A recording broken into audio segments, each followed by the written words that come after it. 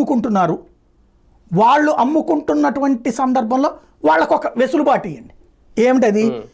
White ration card హోల్డర్లు మీరు వద్దనుకుంటే రేషన్ వదిలేసేయండి అయ్యా, అయితే మీకు దాని బదులుగా రేషన్ బదులుగా మీరు 20 కిలోలు అనుకో 200 ఇస్తాం మేము, లేదా ప్రభుత్వం సేకరిస్తుంది ఎంత 43 రూపాయలకి కదా, 20-40 800 రూపాయలు ఇస్తాం, 860 రూపాయలు అవుతుంది, 800 ఇస్తాం మేము చెప్పండి. అప్పుడు ఈ రేషన్ దుర్వినియోగం ఉండదు కదా.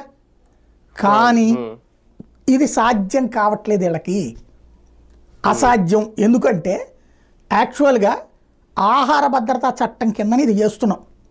ఒకప్పుడు మనకేంటంటే వాస్తవంగా మన దేశంలో సన్న బియ్యం పండేటటువంటిది 40% అయితే 60% ఈ దొడ్డు బియ్యమే పడుతాయి. కానీ వాటిని మనం తినం. అలాగని వాళ్ళని పండించొద్దు అంటే రైతు ఇంకేం పండించాలా ఆల్టర్నేటివ్? వాళ్ళకి తెలియదు వాళ్ళ పంట ఇంకేం పండించాలి. వాళ్ళని చాలా ప్రయత్నాలు చేశారు, ప్రత్యామ్నాయ పంట వేస్తే కొనేవాళ్ళు లేక మునిగిపోయారు. వాళ్ళేమి ప్రయోగాలకు సిద్ధంగా లేరు. ప్రతి ఏడాది ఇదే వేస్తారు అంతే. కొనుక్కోవడం ప్రభుత్వం బాధ్యత.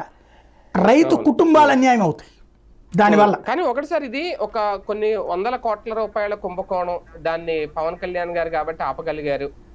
అవసరమైతే ఆ షిప్ను కూడా సీజ్ చేయమన్నారు, అందులో ఉన్న గూడ్స్ని కూడా సీజ్ చేయమన్నారు. ఎంతవరకు దీన్ని కుంభకోణం లాగా ఒక స్మగ్లింగ్ లాగా చూడగలం? ఖచ్చితంగా అంటే ఒక అక్కడ దాకా వెళ్ళటం, ఇదంతా రేషన్ బియ్యమే అని చెప్పడం కరెక్ట్.